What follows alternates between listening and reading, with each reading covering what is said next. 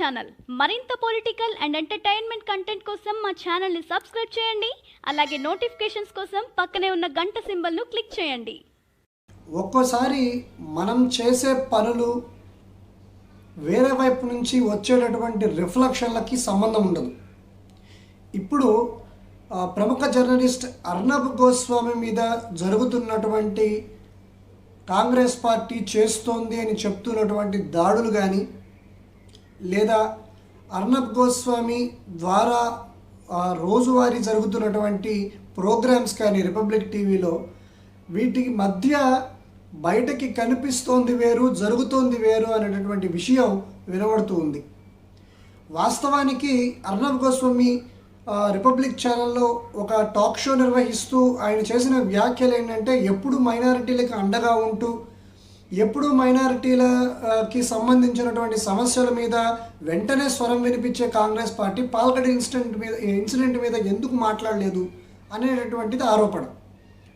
దీనికి సంబంధించి మైనారిటీలకు మమ్మల్ని దూరం చేసే కార్యక్రమం చేస్తున్నాయని, మైనారిటీలను రెచ్చగొడుతున్నాయని అర్నబ్ గోస్వామి మీద దాదాపు 150 పైన దేశం వ్యాప్తంగా కేసులు నమోదవడం, ఇవన్నీ కూడా మనం చూసాం. తర్వాత రాజకీయ నాయకులు, పోలీసుల జోక్యంతో అన్ని కేసులు తీసేసి మహారాష్ట్రలో అయితే మాత్రం కేసు అలా ఉంచారు, బాంబేలో. ఇదంతా కూడా జరిగింది. వాస్తవానికి ఇక్కడ మెయిన్గా వినపడుతోంది ఏంటంటే, పదే పదే సోనియా గాంధీ యొక్క అసలు పేరుతో ఈ అర్నబ్ గోస్వామి సోనియా గాంధీ గారిని సంబోధించడం జరుగుతోంది అని. ఆమె అసలు పేరు ఏంటంటే స్టెఫానో అంటానియో మైనో అనేటటువంటి పేరుతో పదే పదే మైనో అని ఇక్కడ సంబోధిస్తున్నారు అనేది మెయిన్గా వినపడుతున్నటువంటి విషయం.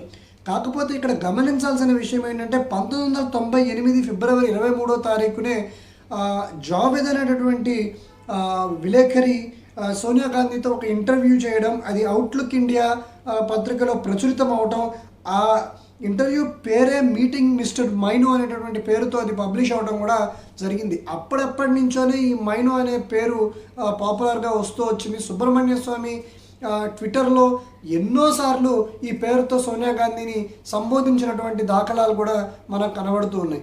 దీనికి సంబంధించింది 98, 99 ఆ టైంలో, 2000, 2002 టైంలో బాగా వినపడుతున్నప్పుడు 2004లో కాంగ్రెస్ పార్టీ అధికారంలోకి రావడం, కొన్ని కోట్ల రూపాయలు మీడియా మీద వెచ్చించిన నేపథ్యంలో 2004 నుంచి 2014 వరకు వాళ్ళ ప్రభుత్వం ఉన్నప్పుడు, కాంగ్రెస్ పార్టీ ప్రభుత్వం ఉన్నప్పుడు వెచ్చించిన నేపథ్యంలో ఈ పేరు కానీ లేదా దీనికి సంబంధించినటువంటి విషయాలు కానీ మీడియాలో పెద్ద పాపులర్ కాలేదని చెప్పేసి కూడా ఆ పార్థసారథి అనేటటువంటి ఒక ఎక్స్పర్ట్ దీని గురించి ఒక వ్యాసం రాయడం జరిగింది రీసెంట్గా.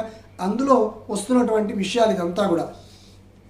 అక్కడ వినిపిస్తున్నటువంటి నేపథ్యం ఏంటంటే, రాజీవ్ గాంధీని సోనియా గాంధీ 1963లో కలిశారని, 1968లో వారి వివాహం జరిగిందని, ఈ 5 ఏళ్ళు ఎందుకు సమయం తీసుకోవడం జరిగిందనేది కూడా అక్కడ వినిపిస్తూ ఉంది. ఇంకా దీనికంటే మించినటువంటి విషయం ఏంటంటే, కేజీబీ ఇది రష్యాకి సంబంధించినటువంటి గూఢచార సంస్థ. ఈ మైనో అనే పదం, ఈ సోనియా లేదా మైనో అనే పదము, ఈ ఆంటోనియో మైనో అనేటటువంటి రష్యాకి సంబంధించినటువంటి ఆరిజిన్ నుంచి వచ్చిన పదమని, అలాగే ఈ కేజీబీకి అంటే రష్యన్ గూఢచార సంస్థకి సంబంధించినటువంటి పత్రాలలో భారతదేశ ప్రధానమంత్రి కార్యాలయంలో ముఖ్యమైన పోస్ట్లో ఆంటోనియో మైనో అనేటటువంటి ఒక గూఢచారి, రష్యన్ గూఢచారి ఉన్నారని, కాబట్టి ఈ పత్రాలన్నింటినీ కూడా బహిర్గతం అవుతున్న నేపథ్యంలో ఈవిడేనా అనేటటువంటి ఒక రకమైనటువంటి విషయాన్ని మీడియాలో ఎక్కువగా రాకుండా, ఈ పేరు ఎక్కువగా పాపులర్ కాకుండా చేయటం అనే ఉద్దేశంతోనే సోనియా గాంధీ లేదా కాంగ్రెస్ పార్టీ అర్నబ్ గోస్వామి మీద ఈ విధంగా విరుచుకుపడుతున్నారనేది కూడా ఆయన ఆ వ్యాసంలో వివరించారు. మరి చూద్దాం రాబోయే కాలంలో ఇది ఏ మలుపు తిరుగుతుందో. మరి ఇది ఇక్కడితో సమసిపోతుందా, లేకపోతే ఇక్కడ కనుక లాగితే చిటారు కొమ్మన దాని ఫలితాలు ఉండే అవకాశం ఉంది. మరి అది ఏ విధమైన టర్న్ తీసుకుంటుందో రాబోయే కాలంలో చూడాల్సిన అవసరం ఉంది. కాకపోతే ఒక విషయం ఏంటంటే, ఎప్పుడూ కూడా దేనిని ఎక్కువ కాలం సాగదీయటం అనేది మంచిది కాదు. ఎక్కడికెక్కడ వివాదాలు సమసిపోతే అన్నీ కూడా దానంతా అదే సమసిపోయే అవకాశం ఉంటుంది. చూద్దాం మరి రాబోయే కాలంలో ఏం జరుగుతుందో. Welcome to F2 Telugu channel. మరింత పొలిటికల్ అండ్ ఎంటర్టైన్మెంట్ కంటెంట్ కోసం మా ఛానల్ని సబ్స్క్రైబ్ చేయండి. అలాగే నోటిఫికేషన్స్ కోసం పక్కనే ఉన్న గంట సింబల్ను క్లిక్ చేయండి.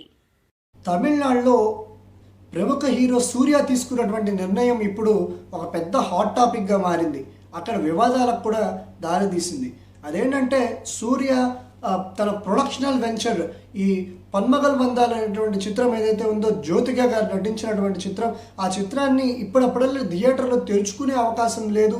దాంతోపాటు థియేటర్లో ఒకవేళ తెరిచినా కూడా ఎంత ఆక్యుపెన్సీ ఉంటుందనే దాని మీద కూడా ఒక క్లారిటీ లేని నేపథ్యంలో ఆయన ఓటీటీ ప్లాట్ఫామ్ ద్వారా ఆ సినిమాని రిలీజ్ చేయడానికి స్టార్ట్ చేశారు ఆయన ప్రొసీజరు. అది కంప్లీట్ కూడా చేసినట్టుగా వార్తలు వస్తున్నాయి. ఈ నేపథ్యంలో ఎగ్జిబిటర్స్ సంఘం అంటే సినిమా థియేటర్ల ఓనర్ల సంఘం ఏదైతే ఉందో వాళ్ళు వార్నింగ్ ఇచ్చారు. అయినప్పటికీ కూడా సూర్య వినకపోవడంతో ఇప్పుడు వాళ్ళు చేసిన ప్రకటన ఏంటంటే సూర్య యొక్క సినిమాలను ఇంకా థియేటర్లో రిలీజ్ చేయము, మేము వద్దంటున్నా కూడా వినకుండా రిలీజ్ చేసిన ఓటీటీ ప్లాట్ఫామ్లో రిలీజ్ చేస్తున్న నేపథ్యంలో ఈ నిర్ణయం తీసుకుంటున్నామని చెప్పేసి వాళ్ళు చెప్పడం జరిగింది. కానీ సూర్యకి టాప్ మోస్ట్ 30 మంది నిర్మాతల నుంచి ఒక మంచి బ్యాకింగ్ అయితే వచ్చింది. వాళ్ళు చెప్తున్న దాని ప్రకారం ఏంటంటే ఇప్పుడు ఆల్రెడీ షూటింగ్ అయిపోయిన సినిమాలు ఇప్పుడప్పుడల్లే థియేటర్లు తెరుచుకొని రిలీజ్ చేయలేనటువంటి నేపథ్యంలో ఓటీటీ ప్లాట్ఫామ్ కంటే ఇప్పుడు మేము తెచ్చిన అప్పులకి వీటన్నిటికీ కూడా మేము పే చేసుకోవాల్సిన నేపథ్యంలో ఇప్పుడు ఇంతకంటే పెద్ద అవకాశము మాకు లేదు అని చెప్పేసి అక్కడ నిర్మాతలు చెప్తూ ఉన్నారు. ఇక్కడ ఎగ్జిబిటర్లు కూడా ఒక విషయాన్ని గమనించాల్సిన అవసరం ఉంది. అదేంటంటే సినిమా కంప్లీట్ అయిపోయి నిర్మాతలు డబ్బులు పెట్టి వాళ్ళు సుఖంగా ఉండి ఒక సినిమాని తీసి బయటకు రిలీజ్ చేసే పరిస్థితి ఉంటేనే మన థియేటర్లో సినిమాలు అనేది రిలీజ్ అయ్యే పరిస్థితి ఉంటుంది. నిర్మాతలు నష్టపోయి వాళ్ళు కానీ సినిమాలు తీసే పరిస్థితి లేకపోతే, సినిమాల వైపు వాళ్ళు మళ్ళేటటువంటి పరిస్థితి లేకపోతే మాత్రం సినిమాలు రిలీజ్ చేయడానికి అక్కడ ఏమీ ఉండనటువంటి నేపథ్యంలో ఇప్పుడు ఆల్రెడీ తీసి లేదా ఆల్మోస్ట్ కంప్లీట్ అయిపోయిన సినిమాలకి ఓటీటీ ప్లాట్ఫామ్లు తప్ప మరొక మార్గం లేదు. ఎందుకంటే నవంబర్ డిసెంబర్ దాకా థియేటర్లు తెరుచుకోవనే విషయం ఒక క్లారిటీ అయితే వస్తుంది. ఆ తర్వాత మళ్ళీ అటు సూర్యవి కానీ లేదా ఇతర పెద్ద హీరోల సినిమాలు కానీ ఆల్రెడీ సైన్ అయిపోయి ఉన్నవి, ఆల్రెడీ సెకండ్ షూట్లో ఉన్నవి మళ్ళీ కూడా పరిశోధనని చక్కబడిన తర్వాత థియేటర్లోనే రిలీజ్ చేసే అవకాశం ఉంటుంది. కాబట్టి ఈ సందర్భాన్ని అర్థం చేసుకోవాలని చెప్పేసి నిర్మాతలు కూడా గట్టిగానే చెప్పడం జరిగింది. అటు సూర్యకి వాళ్ళు బ్యాకింగ్ నిలబడ్డారు. సో రాబోయే కాలంలో మరి ఏమవుతుందో చూద్దాం. ఇప్పటికైతే ఈ పన్మగల్ బంధాలు అనే చిత్రం మాత్రం ఓటీటీ ప్లాట్ఫామ్లో రిలీజ్ అవ్వడానికి సిద్ధంగా ఉన్న విషయం మాత్రం మనకు అర్థమవుతుంది. Welcome to F2 Telugu channel. మరింత పొలిటికల్ అండ్ ఎంటర్టైన్మెంట్ కంటెంట్ కోసం మా ఛానల్ని సబ్స్క్రైబ్ చేయండి. అలాగే నోటిఫికేషన్స్ కోసం పక్కనే ఉన్న గంట సింబల్ను క్లిక్ చేయండి. గబ్బిలాలు యాక్చువల్గా ఈ టోటల్ కరోనా వైరస్లో బాగా ప్రముఖంగా వినిపించిన పేరిది. ఈ గబ్బిలాల ద్వారానే ఈ కరోనా వైరస్ మానవుల్లోకి ప్రవేశించిందని, గబ్బిలాలతో పాటు ఇతర జంతువుల యొక్క సంపర్కాల వల్ల, వాటి మలమూత్రాదుల వల్ల ఇది సముద్ర ఉత్పత్తులు అమ్మేటటువంటి, సముద్ర జంతువుల మాంసాలు అమ్మేటటువంటి ఒక మార్కెట్ ద్వారా ఇది బయటపడిందని చెప్పేసి చైనా ఇప్పటికీ వాదిస్తున్న పరిస్థితి. ఈ మధ్య ఐసీఎంఆర్ చేసిన కొన్ని పరిశోధనల్లో వాళ్ళు బయటపెట్టింది ఏంటంటే గబ్బిలాలకి సంబంధించిన 2 రకాల ఈ ఫలభక్ష గబ్బిలాలలో ఈ బ్యాడ్ కరోనా వైరస్ని ఐడెంటిఫై చేశామని చెప్పేసి వాళ్ళు చెప్పడం కూడా జరిగింది. ఇక్కడ ఒక కీలక విషయం ఏంటంటే 64 మంది దక్షిణాసియాకి సంబంధించిన అనేక దేశాలకి చెందినటువంటి శాస్త్రవేత్తలు బృందంగా ఒక ప్రకటన చేసిన సందర్భం ఇప్పుడు మనం చూస్తూ ఉన్నాం. వాళ్ళు ఏంటంటే ఈ గబ్బిలాలలో కనుగొన్నటువంటి వైరస్ ప్లస్ ఇప్పుడు మనం చూస్తున్నటువంటి ఈ నోవెల్ కరోనా వైరస్కి ఎలాంటి సంబంధము లేదు అని వాళ్ళు పూర్తి స్థాయిలో తేల్చి చెప్పినటువంటి పరిస్థితి. వాస్తవానికి ఇప్పుడు ఏమైందంటే ఈ గబ్బిలాల ద్వారానే ఈ కరోనా వైరస్ వ్యాప్తి చెందుతుంది అని తెలిసిన నేపథ్యంలో ఎక్కడ కనిపిస్తే అక్కడ గబ్బిలాల మీద దాడులు చేయటం, వాటిని తగలబెట్టేయటం, వాటిని తరిమి కొట్టడం, ఇలాంటి కార్యక్రమాలన్నీ కూడా ప్రపంచవ్యాప్తంగా జరుగుతున్నటువంటి నేపథ్యం. ఇందులో పూర్తి స్థాయిలో గబ్బిలాల వల్లే ఇది వ్యాపించింది అనేటువంటి సరైన అవగాహన లేకుండా గబ్బిలాలకు సంబంధించిన జాతిని మొత్తాన్ని కూడా సర్వనాశనం చేసే కార్యక్రమం ప్రపంచానికి అంత మంచిది కాదని చెప్పేసి శాస్త్రవేత్తలు చెప్తూ ఉన్నారు. ఎందుకంటే ఈ ప్రపంచం అంతా కూడా ఒకనొకటి కలిసి ఏర్పడినటువంటివి. అంటే ఒక జాతి పూర్తిగా అంతరిస్తే దాని ఎఫెక్ట్ వేరే జాతి మీద వేరే ప్రదేశంలో పడే అవకాశం ఉంటుంది. కాబట్టి అంతా కూడా సమతుల్యంగా మెయింటైన్ చేయాల్సిన అవసరం ఉంది. కాబట్టి గబ్బిలాలని పూర్తిగా ఇబ్బంది పెట్టే రకంగా జాతిని మొత్తాన్ని సమూలంగా నాశనం చేసే విధంగా ఈ జరగకూడదు అని చెప్పి శాస్త్రవేత్తలు చెప్తూ ఉన్నారు. వాస్తవానికి గబ్బిలాలు మొక్కల యొక్క పరాగ సంపర్కంలో మొగ్గల యొక్క సంపర్కంలో ఈ బ్యాట్స్ చాలా ఉపయోగపడతాయని, గబ్బిలాల ద్వారానే ఈ మొక్కల యొక్క పరాగ సంపర్కం జరుగుతుందని చెప్పి చెప్తూ ఉన్నారు. అలాగే ఈ మాద అడవుల్లో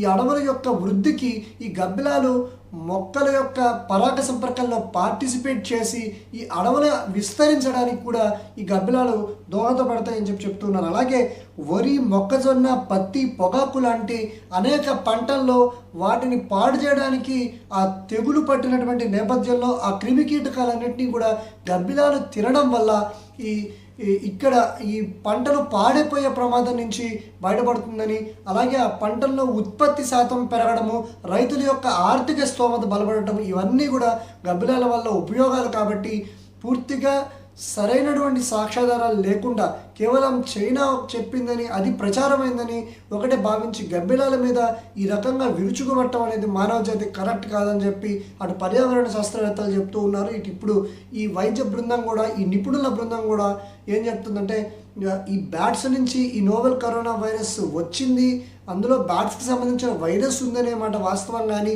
బ్యాట్స్ ద్వారానే ఈ వైరస్ వ్యాపించింది అనేది మాత్రం అవాస్తవం అని వాళ్ళు చెప్తూ ఉన్నారు. చూద్దాం మరి ఇప్పుడు చైనా ఈ బ్యాట్స్ ద్వారానే ఇది వ్యాపించింది అని బల్లబుద్ధి చెప్పిన చైనా ఇప్పుడు మరి ఏమంటుందో, నెక్స్ట్ దీనికి సంబంధించిన ఏమేమి మనకి కొత్త విషయాలు బయటకు వస్తాయి. Welcome to F2 Telugu channel. మరింత పొలిటికల్ అండ్ ఎంటర్టైన్మెంట్ కంటెంట్ కోసం మా ఛానల్ని సబ్స్క్రైబ్ చేయండి. అలాగే నోటిఫికేషన్స్ కోసం పక్కనే ఉన్న గంట సింబల్ను క్లిక్ చేయండి. ఆంధ్రప్రదేశ్లో పర్టిక్యులర్లీ కృష్ణా జిల్లాలో కేసులు ఎక్కువగా పెరుగుతూ ఉన్న నేపథ్యాన్ని మనం చూస్తూ ఉన్నాం. ప్రతిరోజు కూడా కనీసం ఒక 20 నుంచి 30 కేసులు కృష్ణా జిల్లాలో పర్టిక్యులర్లీ విజయవాడ ప్రాంతంలో వస్తూ ఉన్నటువంటి పరిస్థితి. ఒకసారి కనుక మనం గమనించినట్లయితే ఇక్కడ ఇంతలాగా కేసులు పెరగడానికి ముఖ్యమైన కారణం ఎసిప్టోనిక్ కేసులు అని చెప్పి చెప్తూ ఉన్నారు. అంటే సింటమ్స్ ఏమీ లేకుండా కేసులు వస్తూ ఉన్నటువంటి పరిస్థితి. ఎవరికైతే నెగిటివ్ వచ్చిందో వారిలో ఇమ్యూనిటీ లెవెల్ ఎక్కువగా ఉండడం వల్ల వారి ద్వారా పాస్ అయినటువంటి వాళ్ళకి, అంటే ఒక వ్యక్తి ఢిల్లీ నుంచి వచ్చి ఇంట్లో ఉంటూ ఉంటే అతనికి నెగిటివ్ వస్తుంది, బట్ అతని ద్వారా వైరస్ మాత్రం స్ప్రెడ్ అయ్యి ఆ ఇంట్లో వాళ్ళకి పాజిటివ్ వచ్చేటటువంటి పరిస్థితి ఉంది. సో ఇలా జరుగుతున్నటువంటి నేపథ్యంలో కేసులు గణనీయంగా పెరుగుతూ ఉన్నటువంటి పరిస్థితి ప్రత్యేకించి విజయవాడలో చూస్తూ ఉన్నాం. ఇంకొకటి, ఇక్కడ నెగిటివ్ వచ్చిన వాళ్ళు, పాజిటివ్ వచ్చిన వాళ్ళు వేరువేరుగా ఉండే పరిస్థితి ఇక్కడ లేకపోవడం, కొన్ని ఏరియాల్లో రెడ్ జోన్స్గా పరిగణించి వారిని పూర్తి స్థాయిలో నిర్బంధించటం, కొన్ని పర్టిక్యులర్ రోడ్లలో శానిటేషన్ కార్యక్రమాలు కరెక్ట్గా జరక్క ఏ వీధుల్లో నుంచి అయితే పాజిటివ్ వచ్చిందో అక్కడ నెగిటివ్ ఉన్న వ్యక్తులకి క్రమంగా కొన్ని రోజుల తర్వాత పాజిటివ్ కోణం బయటపడుతున్నటువంటి పరిస్థితి. సో ఇలాంటి వాటి వల్ల కూడా అక్కడ కేసులు పెరుగుతూ ఉన్నాయి. అలాగే పెద్ద ఏరియాల్లో అటు కూరగాయల మార్కెట్లు, సరుకుల మార్కెట్లు ఏర్పాటు చేస్తున్న నేపథ్యంలో కొన్ని చోట్ల సక్రమమైన సామాజిక దూరం పాటించకుండా ప్రజలు కొనుగోలు జరుపుతూ ఉండడం వల్ల కూడా ఈ విధమైన పరిస్థితి ఏర్పడుతుందని చెప్పి స్థానికంగా అక్కడ ఉన్నటువంటి అధికారులు చెప్తూ ఉన్న వాతావరణం. కాబట్టి ఖచ్చితంగా ప్రభుత్వం ఈ విజయవాడకి సంబంధించి డెఫినెట్గా ఇంపార్టెంట్ చర్యలు తీసుకోవాల్సిన అవసరం చాలా ఉంది. రెడ్ జోన్ల మీద మరింత దృష్టి కేంద్రీకృతం చేయాల్సిన అవసరం ఉంది. ఆ విధంగానే అటు ప్రభుత్వం కానీ ఇటు అధికార యంత్రాంగం నడుస్తోంది. అందువల్ల రెడ్ జోన్లలో పరిస్థితుల్ని స్ట్రిక్ట్గా అమలు చేస్తున్నారు. దాంతోపాటు కూరగాయల మార్కెట్లని, సరుకుల దుకాణాలని కూడా ప్రజల నుంచి విజ్ఞాపన వస్తున్నటువంటి నేపథ్యంలో వీధుల రేంజ్కి, అంటే 2-3 వీధులకు కలిపి ఒక షాప్ ఏర్పాటు చేసే విధంగా కూడా అధికారులు ప్లాన్ చేస్తూ ఉన్నారు. కాబట్టి రాబోయే కాలంలో దీని వ్యాప్తి అటు విజయవాడ, కృష్ణా జిల్లాలో తగ్గే అవకాశం కనిపిస్తోంది. దానికి తోడు విజయవాడలో పర్టిక్యులర్గా టెస్టులు కూడా చాలా అధిక సంఖ్యలో చేస్తూ ఉన్న నేపథ్యంలో ఈ సంఖ్య ఇప్పుడు ఎక్కువగా వచ్చినప్పటికీ కూడా కొన్నాళ్ళ తర్వాత బాగా తగ్గిపోయే అవకాశం ఉందని చెప్పి అధికారులు చెప్తూ ఉన్నారు. చూద్దాం మరి రాబోయే కాలంలో ఉన్న ఆంధ్రప్రదేశ్లో కేసుల కట్టడి బాగా జరుగుతుందని ఆశిద్దాం. Welcome to F2 Telugu channel. మరింత పొలిటికల్ అండ్ ఎంటర్టైన్మెంట్ కంటెంట్ కోసం మా ఛానల్ని సబ్స్క్రైబ్ చేయండి. అలాగే నోటిఫికేషన్స్ కోసం పక్కనే ఉన్న గంట సింబల్ను క్లిక్ చేయండి. కిమ్, ఈ ఉత్తర కొరియా అధ్యక్షుడు ఎవరైతే ఉన్నారో ఈయన ప్రపంచవ్యాప్తంగా చాలా పాపులర్. జనరల్గా ఆయన తీసుకునేటటువంటి ఘోరమైన నిర్ణయాలు, నిరంకుశత్వమైన పరిపాలన, నియంతృత్వ ప్రభుత్వాలు ఇవన్నీ కూడా ఉత్తర కొరియాని చాలా ఫేమస్ చేశాయి. అట్లాగే ఈయన యుద్ధ ప్రియుడు అవటం, అణ్వాయుధాలని ఘోరంగా ఏర్పరచుకోవడం, ప్రపంచమంతా కరోనాతో బాధపడుతుంటే ఆ సందర్భంలో ఈయన మిలిటరీ ఆపరేషన్స్ చేయడం, మిలిటరీ ప్రదర్శనలు చేయడం, మిసైల్స్ని ప్రదర్శించడం ఇవన్నీ కూడా చాలా పాపులర్ అయ్యాయి. ఇప్పుడు చైనా వైద్యుల్ని పంపించిన నేపథ్యంలో చివరికి ఆయన తండ్రి యొక్క జన్మదినాన్ని ఘనంగా చేసినటువంటి కిమ్ తన తండ్రి జన్మదిన వేడుకల్లో కూడా పార్టిసిపేట్ చేయని నేపథ్యంలో ఈయన మెడికల్ ఆపరేషన్కి ఈయన అండర్గో అయ్యారని, ఈయన కోమాలో ఉన్నారనే వార్తలు ఘోరంగా వినిపిస్తూ ఉన్నాయి. ఆ సందర్భంలో మరి ఈయన వారసులు ఎవరు అనే దాని మీద ఇప్పుడు ఇంటర్నేషనల్గా బాగా చర్చ జరుగుతూ ఉన్న నేపథ్యంలో ఆయన చెల్లి పేరు ఒక్కసారిగా తెర మీదకు వచ్చింది, కిమ్ యో జాంగ్. ఈయన్ని మాత్రమే కిమ్ తన కుటుంబంలో నమ్ముతాడని, ఈమెకే మిలిటరీకి సంబంధించినటువంటి శిక్షణ కానీ ఇవన్నీ కూడా ఇచ్చారని, మిలిటరీ సీక్రెట్స్ కూడా కేవలం ఈవిడికి మాత్రమే చెప్పారని చెప్తూ ఉంటారు. 2014లో కిమ్ అనారోగ్య పాలైన నేపథ్యంలో కూడా ఈవిడ పేరే తెర మీదకి రావడం, స్విట్జర్లాండ్లో 6 ఏళ్ల పాటు అజ్ఞాతంగా ఉండి ఈమె చదువుకోవడం ఇవన్నీ కూడా చెప్తూ ఉంటారు. అలాగే మిలిటరీ వ్యవహారాలకు సంబంధించి ఈమెకి మంచి అవగాహన కిమ్ కల్పించాడని కూడా చెప్తూ ఉంటారు. అలాగే workers party of Korea central కమిటీలో ఈయనకి కీలక బాధ్యతలు కేటాయించడం, నేషనల్ డిఫెన్స్ కమిషన్లో కూడా ఈవిడికి కీలక బాధ్యతలు కేటాయించడం కూడా కిమ్కి సంబంధించి చెప్తూ ఉంటారు. కాబట్టి ఒకవేళ కిమ్ కనుక దక్షిణ కొరియా చెప్తున్నట్టు ఆయన సేఫ్గా ఉంటే ఓకే, కానీ కిమ్ కోమాలోకి వెళ్ళిపోయిన నేపథ్యం అనేది నిజమైతే మాత్రం ఆయన చెల్లి మాత్రం నెక్స్ట్ టేక్ ఓవర్ చేసినటువంటి సందర్భాలు కనిపిస్తూ ఉన్నాయి. బట్ ఈ నియంతృత్వ ప్రభుత్వాలకు సంబంధించి వచ్చేసరికి ఏమవుతుందంటే జనరల్గా సద్దాం హుస్సేన్ చనిపోయినప్పుడు కానీ, బిన్ లాడెన్ చనిపోయినప్పుడు ఈ తాలిబాన్లు కిరాయి హంతలుగా మారిపోయారు. తర్వాత ఐసిస్కి, ఇతర ఉగ్రవాద సంస్థలకి కిరాయి హంతలుగా పనిచేస్తున్నటువంటి పరిస్థితి. అలాగే అటు గడాఫీ చనిపోయినప్పుడు కూడా వారి యొక్క సైనికులు కిరాయి హంతలుగా మారిపోయినటువంటి పరిస్థితి. సో ఈ నేపథ్యంలో మరి కిమ్ కనుక ఒక్కసారిగా అజ్ఞాతంలోకి వెళ్ళిపోయిన నేపథ్యంలో మరి ఈవిడ సరైనటువంటి పర్ఫార్మెన్స్ కనుక కనపరచని నేపథ్యంలో మరి ఈ నియంతృత్వ ప్రభుత్వం ఏమైపోతుందో అనేది ఒకసారి ఆలోచించాల్సిన పరిస్థితి. చూద్దాం మరి రాబోయే కాలంలో ఏం జరుగుతుందో. Welcome to F2 Telugu channel. మరింత పొలిటికల్ అండ్ ఎంటర్టైన్మెంట్ కంటెంట్ కోసం మా ఛానల్ని సబ్స్క్రైబ్ చేయండి. అలాగే నోటిఫికేషన్స్ కోసం పక్కనే ఉన్న గంట సింబల్ను క్లిక్ చేయండి. జనరల్గా ఈ బంగారం కొనుగోళ్ళని పెంచాల్సి వచ్చినప్పుడల్లా ఒక ట్రాప్ అనేది క్రియేట్ చేయడం జరుగుతుంది. అది ఏంటంటే మనం ఈ మధ్య ధ్రువ లాంటి ఒక సినిమాలో కూడా చూసాం. ఎట్లా చెప్తారంటే ఒక చోట బంగారం ధర తగ్గింది అని చెప్పి రాస్తారు, అదే పేపర్లో వేరే చోట అక్షయ తృతీయకి బంగారం కొనుగోళ్లు భారీగా జరుగుతున్నాయని చెప్పి రాస్తారు. మరొక చోట బంగారం కొంటే మా దగ్గర అక్షయ తృతీయ రోజు గోల్డ్ కాయిన్ ఇస్తున్నామనో లేకపోతే మజూరీ లేకుండా ఇస్తున్నామనో ఇలాంటి అడ్వర్టైజ్మెంట్లు ఇస్తారు. పేపర్ ఫస్ట్ పేజ్ నుంచి చివరి పేజీకి వచ్చేసరికి వాళ్ళు ఏంటంటే బంగారం ఇప్పుడు కొనుక్కోవడానికి కరెక్ట్ టైం అనేటటువంటి ఒక సిగ్నల్ని జనాల్లోకి ఇంజెక్ట్ చేస్తారు. ఇది ఒక ట్రాప్. ఈ ట్రాప్ ద్వారానే అక్షయ తృతీయ అనేది ఇప్పుడు బాగా ఫేమస్ చేశారు. దానికి మీడియా కూడా సహకరిస్తుంది. ఎందుకంటే కోట్ల రూపాయల వ్యాపారం కాబట్టి మీడియాకు కూడా కోట్లలో డబ్బులు ఇచ్చేటటువంటి పరిస్థితి ఉంటుంది అడ్వర్టైజ్మెంట్స్ కోసం. దానివల్ల వాళ్ళు కూడా అలాంటి వాతావరణాన్ని క్రియేట్ చేయడం, యాడ్స్ కూడా భయంకరంగా వేయడం అనేది మనం చూస్తూ ఉంటాం.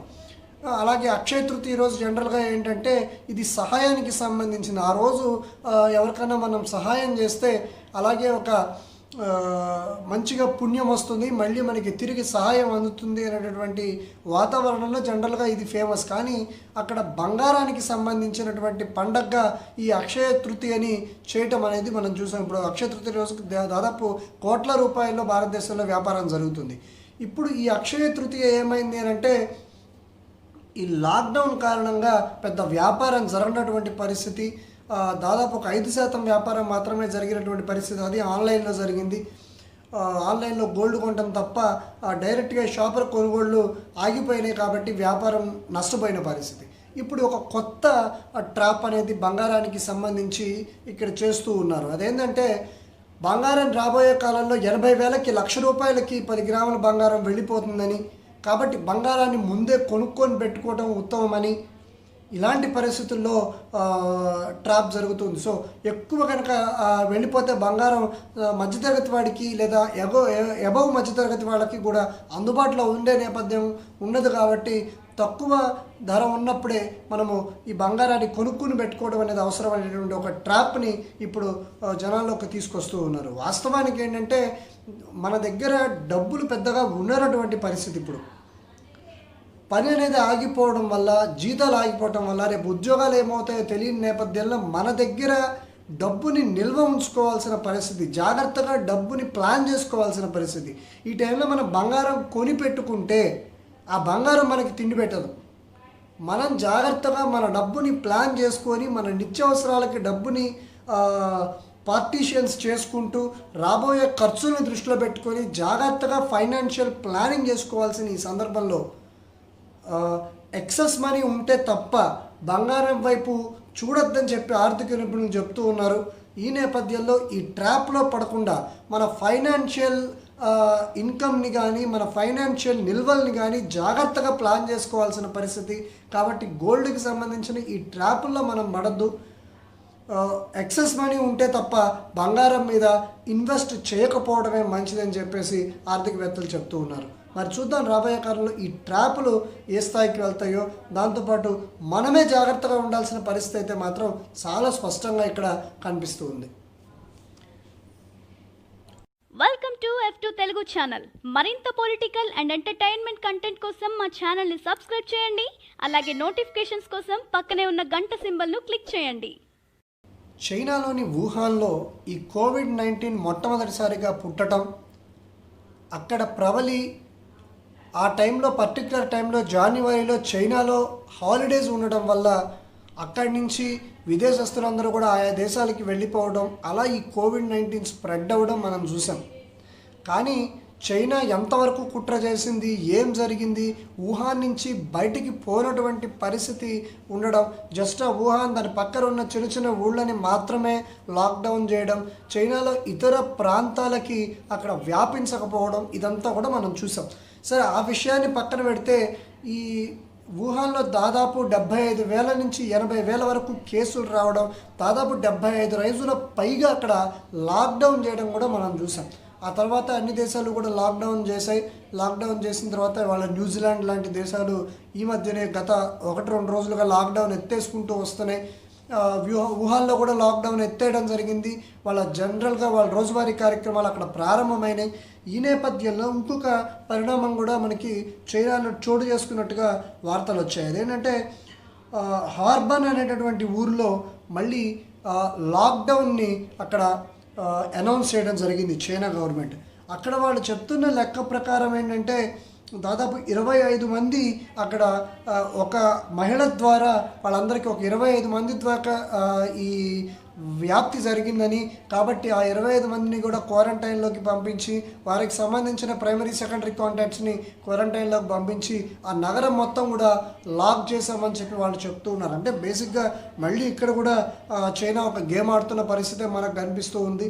ఆటోమేటిక్గా ఒక 25 మందికో ఒక 15 మందికో వ్యాధి కనుక వచ్చినట్లయితే ఆ ప్రాంతాన్ని లాక్డౌన్ చేస్తారు తప్ప టోటల్ సిటీ మొత్తాన్ని లాక్డౌన్ చేసే పరిస్థితి ఉండదు. కానీ దాదాపు మనకు అందుతున్నటువంటి సమాచారం ప్రకారం దాదాపు ఒక 600 నుంచి 700 దాకా కూడా అక్కడ వ్యాప్తి చెందినటువంటి పరిస్థితి ఉందని చెప్పి చెప్తూ ఉన్నారు. ఆ నేపథ్యంలో ఇతర ప్రాంతాలకు సంబంధించిన విదేశాల నుంచి ఆ సిటీకి, ఆ అర్బన్ సిటీకి వచ్చిన వాళ్ళందరూ కూడా కొంతమంది పాజిటివ్గా తేలడం, వాళ్ళ కుటుంబ సభ్యులందరినీ కూడా క్వారంటైన్ తరలించడం, అక్కడ కొంత ఫాస్ట్గా వ్యాప్తి చెందడం, తద్వారా కొన్ని ఎక్కువ కేసులు నమోదు కావడంతో టోటల్గా ఆ సిటీని మళ్ళీ ఇంకా బయటికి పోయి బీజింగ్ అటు సైడు ఈ వ్యాప్తి జరగకుండా టోటల్ సిటీని లాక్డౌన్ చేసిన పరిస్థితి, ఒక విచిత్రమైన పరిస్థితి చైనాలో మళ్ళీ కనిపిస్తుంది. సో విదేశాల నుంచి వచ్చిన వాళ్ళతో ఎలాంటి ప్రాబ్లమ్స్ అనేవి ఉంటాయనేది మనకి ఇప్పుడు అర్థమవుతుంది చైనాను చూస్తూ ఉంటే. రాబోయే కాలంలో ఈ లాక్డౌన్ ఎత్తివేసిన తర్వాత భారతదేశానికి కూడా విదేశాల నుంచి మన వాళ్ళు వచ్చే నేపథ్యంలో జాగ్రత్తలు తీసుకోవాల్సిన అవసరం అయితే చాలా ఉంది. ఖచ్చితంగా 14 నుంచి 28 రోజులు వారిని క్వారంటైన్లో ఉంచడం, ఆ తర్వాతే బయటికి వదిలే పరిస్థితి ఉంటుంది. కాబట్టి విదేశాల్లో మన వాళ్ళు ఎవరైతే ఉన్నారో వాళ్ళు మన దేశానికి వచ్చినప్పుడు ఖచ్చితంగా క్వారంటైన్లో ఉంచడం అనేది ముఖ్యమైన విషయంగా చెబుతూ ఉన్నారు. చూద్దాం మరి రాబోయే కాలంలో ఏం జరుగుతుందో. Welcome to F2 Telugu channel. మరింత పొలిటికల్ అండ్ ఎంటర్టైన్మెంట్ కంటెంట్ కోసం మా ఛానల్ని సబ్స్క్రైబ్ చేయండి. అలాగే నోటిఫికేషన్స్ కోసం పక్కనే ఉన్న గంట సింబల్ను క్లిక్ చేయండి. భారతదేశంలో లాక్డౌన్ అమలు చేస్తూ ఎక్కడికక్కడ పాజిటివ్ వచ్చిన పేషెంట్స్ని, అదేవిధంగా వారికి సంబంధించిన ప్రైమరీ సెకండరీ కాంటాక్ట్స్ని క్వారంటైన్కి తరలిస్తూ ఇప్పుడు ర్యాపిడ్ కిట్లు బాగా దేశంలోకి వచ్చేసిన నేపథ్యంలో ఫాస్ట్గా టెస్టులు చేస్తూ మనం ఈ కోవిడ్ వ్యాప్తిని అడ్డుకుంటున్నటువంటి పరిస్థితి. ఆ కారణంతోనే ఇటు ఆంధ్రప్రదేశ్లో కానీ లేదా మహారాష్ట్రలో కానీ వీటన్నిటిలో కూడా ఎక్కువ కేసులు వెలువడుతున్నటువంటి పరిస్థితి. చైనా నుంచి కిట్స్ వచ్చిన చోట కొంత ప్రాబ్లం ఉంది కానీ బట్ సౌత్ కొరియా నుంచి కిట్లు తీసుకున్నటువంటి రాష్ట్రాల్లో ఐసీఎంఆర్ కూడా అలౌ చేసింది. సో ఫాస్ట్గా టెస్టులు చేస్తూ ఉన్నారు. అందుకే ఆంధ్రప్రదేశ్లో కూడా మనకి దాదాపు ఒక 2-3 రోజుల నుంచి 60-80 రేంజ్లో కేసులు నమోదవుతూ వస్తూ ఉన్నాయి. ఈ నేపథ్యంలో ఇప్పుడు ఈ క్వారంటైన్లో ఉన్న వాళ్ళ అందరినీ కూడా మనం టెస్టులు చేస్తే ఆటోమేటిక్గా కొంత క్వారంటైన్లో లేటెస్ట్గా వచ్చిన వాళ్ళని మాత్రం మనము అక్కడ పాజిటివ్ కనుక అయితే వారికి సంబంధించిన వాళ్ళందరినీ కూడా మళ్ళీ క్వారంటైన్లో పెట్టాల్సి వస్తుంది. వాళ్ళందరికీ కూడా మళ్ళీ టెస్టులు చేయాల్సిన పరిస్థితి ఏర్పడుతుంది. అలా కాకుండా గత 16-17 రోజులుగా క్వారంటైన్లో ఉన్న వాళ్ళకి ఇంకా టెస్టులు కాని వాళ్ళు, లేదా మొన్నటిదాకా ఏంటంటే పిఆర్సీ టెస్ట్ చేసేటప్పుడు ఏంటంటే ఎవరికైతే లక్షణాలు ఉన్నాయో వాళ్ళకే చేస్తూ ఉన్నాం. సో కొన్ని రోజులుగా క్వారంటైన్లో ఉంటున్న వాళ్ళకి మనం టెస్టులు చేసిన పక్షంలో వాళ్ళకి కనుక పాజిటివ్ తేలితే ఆల్రెడీ 16-17 రోజుల క్రితం నుంచి వాళ్ళు క్వారంటైన్లో ఉంటున్నారు కాబట్టి వాళ్ళని మనం కొత్తగా తీసుకొచ్చి క్వారంటైన్లో పెట్టాల్సిన అవసరం ఉండదు. బట్ లేటెస్ట్గా 2-3 రోజుల క్రితం క్వారంటైన్కి తరలించిన వాళ్ళైతే మాత్రం వాళ్ళ ప్రైమరీ సెకండరీ కాంటాక్ట్స్ని కూడా మనం క్వారంటైన్కి తరలించడం, వాళ్ళకి మళ్ళీ టెస్టులు చేయడం అనేది జరుగుతూ ఉంటుంది. ఈ ప్రక్రియ మొత్తం కంప్లీట్ అయిపోయిందంటే ఇంకా మనకి పాజిటివ్ కేసెస్ వచ్చేటటువంటి పరిస్థితి ఉండదు. ఈ కేసులు నమోదైన చోట రెడ్ ఆరెంజ్ జోన్లుగా కేటాయించి బాగా అధికంగా ఉన్నప్పుడు దాన్ని కంటైన్మెంట్ జోన్లలో, కొన్ని చోట్ల డార్క్ రెడ్ జోన్స్ అని అంటూ ఉన్నారు. వాటిని నిర్ణయించి అక్కడ కఠినమైన చర్యలు తీసుకుంటే వ్యాప్తి అధికంగా కాకుండా ఉంటుంది.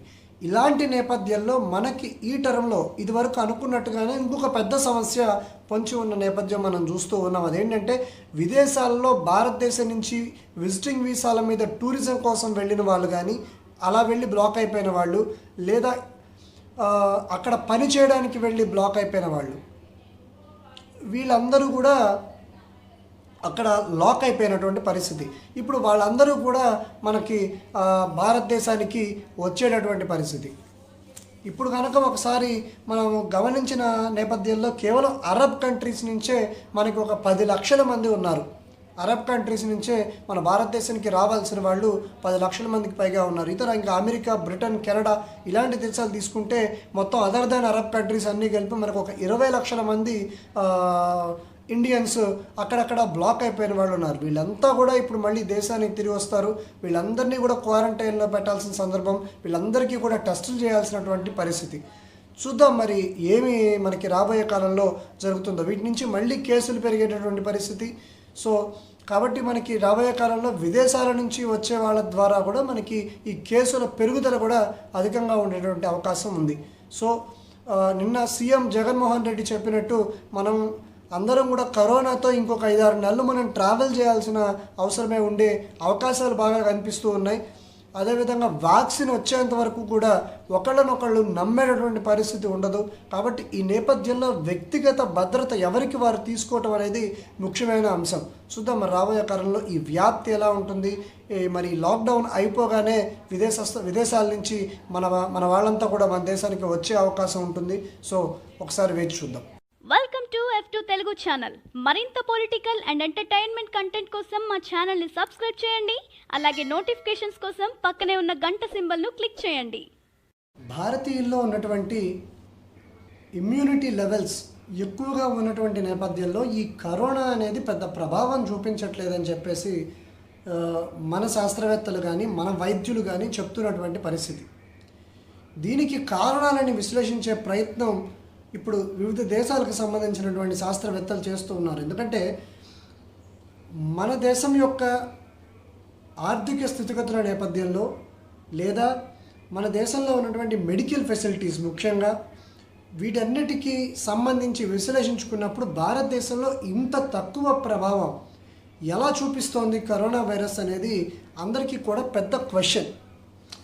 ఈ నేపథ్యంలో మన భారతదేశం యొక్క ఇమ్యూనిటీ లెవెల్స్ మీద వీటన్నిటి మీద కూడా చర్చ జరిపినప్పుడు రీసెర్చ్ చేసినప్పుడు ప్రపంచ శాస్త్రవేత్తలకు తెలిసినటువంటి అంశం ఏంటంటే భారతదేశపు ప్రజల్లో ఎక్కువ ఇమ్యూనిటీ లెవెల్స్ ఉన్నాయి.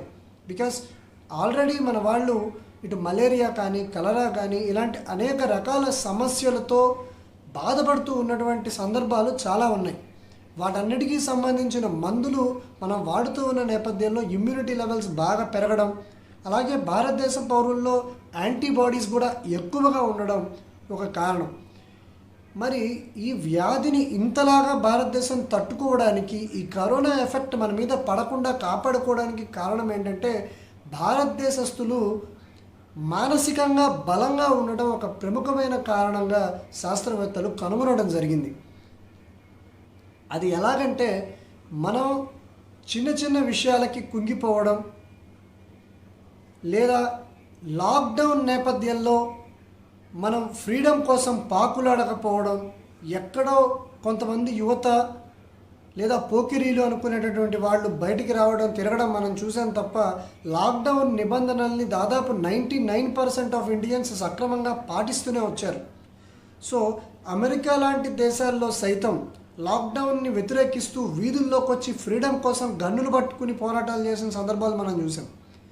అలాంటి పరిస్థితుల్లో మానసికంగా భారతీయులు ఇంత స్ట్రాంగ్గా ఉండటం అనేది మన యొక్క ఇమ్యూనిటీ లెవెల్స్ని పెంచుకోవడంలో బాగా ఉపయోగపడిందని, సో భారతీయులు కరోనాని గట్టిగా ఎదుర్కోవడానికి అన్నిటికంటే ముఖ్యమైన కారణం భారతీయులు ఎక్కువ వేటికి బెదరకపోవడం, మానసికంగా స్ట్రాంగ్గా ఉండడమే ముఖ్యమైన కారణమని ఈరోజు ప్రపంచ శాస్త్రవేత్తలు అందరూ కూడా చెప్తూ ఉన్న పరిస్థితి.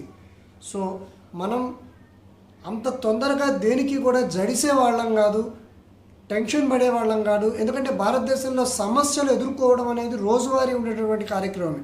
కాబట్టి ఏదైనా సమస్య వచ్చినప్పుడు దాని సొల్యూషన్ కోసం వెతికే వాతావరణమే భారతదేశంలో ఉంటుంది. దాన్ని బమ్మిని తిమ్మించేసి ఆ సమస్య నుంచి బయటపడేటటువంటి తత్వం భారతీయుల్లో జనరల్గా ఉంటుంది. అంతే తప్ప మానసికంగా కుంగిపోయేటటువంటి మనస్తత్వం భారతీయుల్లో ఉండదు. దీనివల్ల భారతీయుల్లో ఇమ్యూనిటీ లెవెల్స్ కూడా గణనీయంగా పెరగడం, అలాగే యాంటీబాడీస్ కూడా అనేక వ్యాధులని జయించి భారతదేశంలో జనాలు బతుకుతూ ఉండే పరిస్థితుల్లో ఇమ్యూనిటీ లెవెల్స్ కూడా అధికంగా ఉండడం, యాంటీబాడీస్ కూడా అధికంగా ఉండడంతో ఈ కోవిడ్-19ని సమర్థవంతంగా భారతీయులు ఎదుర్కోగలిగారని చెప్పేసి ఇవాళ శాస్త్రవేత్తలు చెప్తూ ఉన్నారు. ఇది చాలా చాలా మంచి పరిణామం. సో చూద్దాం రాబోయే కాలంలో ఇంకా ఎలాంటి ఇన్వెన్షన్స్ భారతీయులకు సంబంధించి బయటకు వస్తాయో. Welcome to F2 Telugu channel. మరింత పొలిటికల్ అండ్ ఎంటర్టైన్మెంట్ కంటెంట్ కోసం మా ఛానల్ని సబ్స్క్రైబ్ చేయండి. అలాగే నోటిఫికేషన్స్ కోసం పక్కనే ఉన్న గంట సింబల్ను క్లిక్ చేయండి. ప్లాస్మా థెరపీ ఇప్పుడు ఈ కరోనా వ్యాధి యొక్క వ్యాప్తి అధికంగా జరుగుతున్న నేపథ్యంలో వ్యాక్సిన్ కూడా రావడానికి ఇంకొక సంవత్సరన్నర పడుతుంది అని చెప్పి అనుకుంటున్న సమయంలో, అలాగే యాంటీబయాటిక్స్ రావాలన్నా కూడా ఇంకొక 2 నెలలు పట్టే అవకాశం ఉన్న పరిస్థితుల్లో మరి ఈ ప్లాస్మా థెరపీనే కరోనా వ్యాధి సోకి పరిస్థితి సీరియస్గా ఉన్న వాళ్ళకి ఇప్పుడు ఒక స్వర్గధామంగా కనిపిస్తూ ఉన్నటువంటి పరిస్థితి. మరి ఈ ప్లాస్మా థెరపీ అసలు ఎలా జరుగుతుంది ఏంటి అనే విషయాన్ని కనుక ఒకసారి మనం గమనించినట్లయితే, ఈ కరోనా వ్యాధి సోకి తగ్గిపోయినటువంటి వారిలో వాడిన మందుల ద్వారా కానీ, లేకపోతే వాళ్ళకు ఉన్నటువంటి ఇమ్యూనిటీ పవర్ ఎక్కువ ఉండడం వల్ల కానీ, దానివల్లే బేసిక్గా వాళ్ళ ఇమ్యూనిటీ పవర్ ఎక్కువ ఉండడం వల్లే వాళ్ళు బేసిక్గా తొందరగా రికవర్ అయిపోయి వెళ్ళిపోయిన పరిస్థితి. కాబట్టి వాళ్ళలో ఉన్నటువంటి ప్లాస్మాని తీసుకుని అవి కరోనా పాజిటివ్ వచ్చి క్రిటికల్ కండిషన్లో ఉన్న వాళ్ళలోకి కనుక ఎక్కించినట్లయితే, అంటే రక్తంలో ఎర్ర రక్త కణాలని తెల్ల రక్త కణాలని కనుక తీసేస్తే మిగిలిపోయే ఒక పచ్చటి పదార్థం ఉంటుంది, ఒక ద్రవ రూపంలో ఉండే పదార్థం, దాన్నే ప్లాస్మా అంటాం. ఈ ప్లాస్మాని తీసుకుని ఈ పాజిటివ్ వచ్చి సిచ్యువేషన్ క్రిటికల్గా ఉన్న వాళ్ళకి కనుక ఎక్కించినట్లయితే, ఆ ప్లాస్మాలో ఉండేటటువంటి యాంటీబాడీస్ ఈ క్రిటికల్గా ఉన్న వాళ్ళ శరీరంలో బాగా పనిచేసి ఇంకా వాళ్ళ శరీరంలో యాంటీబాడీస్ అభివృద్ధికి దోహదపడి ఆ కరోనా వైరస్ యొక్క మహమ్మారి నుంచి బయటపడే అవకాశం ఉంటుంది అని చెప్పేసి చెప్తూ ఉన్నారు. ఇది ఇప్పుడు కొత్తగా వచ్చింది కాదు, అటు స్పానిష్ ఫ్లూ వచ్చినప్పుడు కానీ, ఇతర సమయాల్లో కానీ, ఎబోలా సమయంలో కానీ ఈ థెరపీని వాడారని చెప్పేసి కూడా చెప్తూ ఉన్న నేపథ్యం. మరి ఇప్పుడు ఈ యాంటీబయాటిక్స్ కానీ వ్యాక్సిన్స్ కానీ వచ్చే లోపు ఇది మాత్రమే పరిష్కారం అనుకుంటున్న సమయంలో ఇదేమన్నా గట్టెక్కిస్తుందా అని దీని వైపు చూస్తున్నటువంటి సమయంలో దీనికి సంబంధించి ఆల్రెడీ ఢిల్లీ, మహారాష్ట్ర నిర్వహిస్తూ ఉన్నాయి. కొత్తగా గుజరాత్కి, తెలంగాణకి కూడా వాళ్ళు పర్మిషన్ కోసం అడిగితే పర్మిషన్ గ్రాంట్ చేసిన పరిస్థితి. రేపటి నుంచి గాంధీ హాస్పిటల్లో ఈ ప్లాస్మా థెరపీకి సంబంధించిన విధానాలని అవలంబించడానికి రెడీగా ఉన్న పరిస్థితి. కాకపోతే ఈ ప్లాస్మా టెక్నిక్కి కూడా, ఈ ప్లాస్మా థెరపీ ద్వారా వైద్యం చేయడానికి కూడా కొన్ని సవాళ్ళు అయితే మాత్రం ఖచ్చితంగా ఉన్నాయి. అవేంటంటే ఆ ప్లాస్మాని ఇవ్వడానికి ఎవరైతే కోలుకున్న పేషెంట్స్ ఉన్నారో వాళ్ళ ప్లాస్మాని ఇవ్వడానికి వాళ్ళు అంగీకరించాలి. తర్వాత వాళ్ళది ఈ బ్లడ్ గ్రూప్ కూడా ఎవరైతే పేషెంట్లో మనం ఎక్కించబోతున్నామో వాళ్ళకి వీళ్ళకి బ్లడ్ గ్రూప్ సారూప్యం కూడా ఉండాలి, సేమ్ బ్లడ్ గ్రూప్ అయి ఉండాలి. సో ఇలాంటివన్నీ కూడా ఇచ్చినటువంటి ప్లాస్మా లెవెల్ వాళ్ళకి సరిపోవాలి. వాటిని ఎంత ఇవ్వాలి ఎంత ఇవ్వకూడదు అని చూసి డాక్టర్లు తీసుకున్న నిర్ణయం కాబట్టి మరి అది ఎలా ఉండబోతోంది, ఇవన్నీ కూడా చాలా సవాళ్ళు ఎదుర్కోవాల్సిన పరిస్థితి. మరి చూద్దాం రేపటి నుంచి గాంధీ హాస్పిటల్లో ఎలా ఉంటున్నటువంటి ఈ పరిస్థితుల్లో ఎలాంటి పరిస్థితులు చోటు చేసుకుంటాయో, ఇది మనకి ఏమాత్రం ఉపయోగపడుతుందో. Welcome to F2 Telugu channel. మరింత పొలిటికల్ అండ్ ఎంటర్టైన్మెంట్ కంటెంట్ కోసం మా ఛానల్ని సబ్స్క్రైబ్ చేయండి. అలాగే నోటిఫికేషన్స్ కోసం పక్కనే ఉన్న గంట సింబల్ను క్లిక్ చేయండి. భారతదేశంలో ఈ విపత్తు ద్వారా దారుణమైన పరిస్థితులు ఎదుర్కొంటున్నటువంటి రంగాల్లో సినీ రంగం కూడా ఒకటి.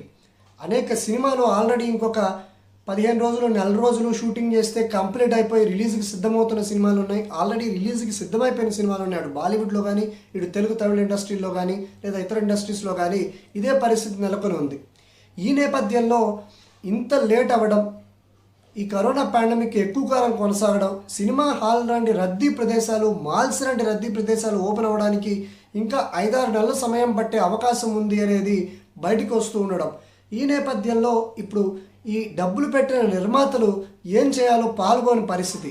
ఈ సందర్భంగా ఈ సినిమా వాళ్ళంతా కూడా ఇప్పుడు ఇన్సూరెన్స్ని నమ్ముకుంటున్న పరిస్థితిని మనం చూస్తూ ఉన్నాం. ఇదివరకు కూడా ఇట్లాంటి పరిస్థితులు వచ్చినప్పుడు పెద్ద నిర్మాతలు లైక్ దగ్గుబాటి సురేష్ బాబు లాంటి వాళ్ళు ఈ ఇన్సూరెన్స్ని వాడుకున్నటువంటి పరిస్థితి ఉంది. కానీ చిన్న నిర్మాతలు ఇంకా అటు సైడు వెళ్ళినటువంటి పరిస్థితి లేదు.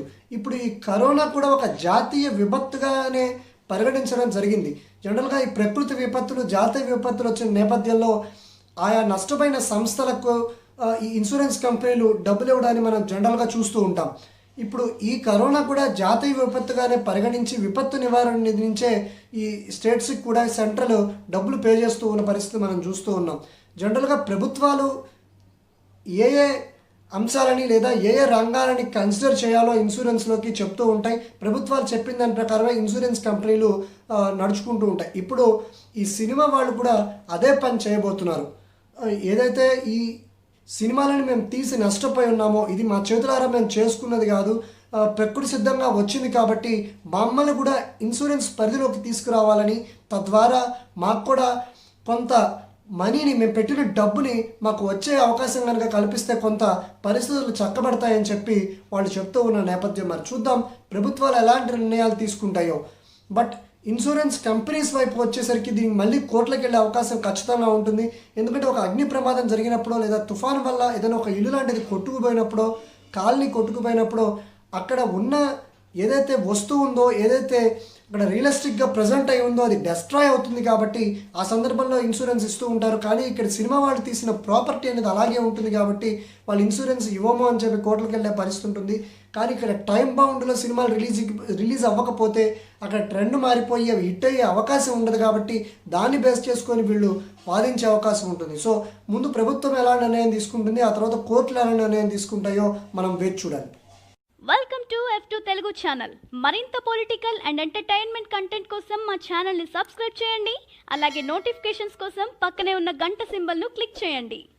జనరల్గా ఈ పాశ్చాత్య దేశాలకి ఇండియా లాంటి దేశాల మీద ఎంత మనం డెవలప్ అయినా కూడా, ఎంత సహాయ సహకారాలు ఇరు దేశాలు అందించుకుంటున్నప్పటికీ కూడా ఆ దేశం మీడియా ఛానల్స్కి సంబంధించి కానీ లేదా ఆ దేశాల్లో మేధావులుగా పిలువబడే వాళ్ళకి కానీ ఏదో ఒక రకమైన చిన్న చూపు అయితే ఎప్పుడు ఉంటూ ఉంటుంది. అవసరమైనప్పుడు దానిని బయటపెడుతూ ఉంటారు.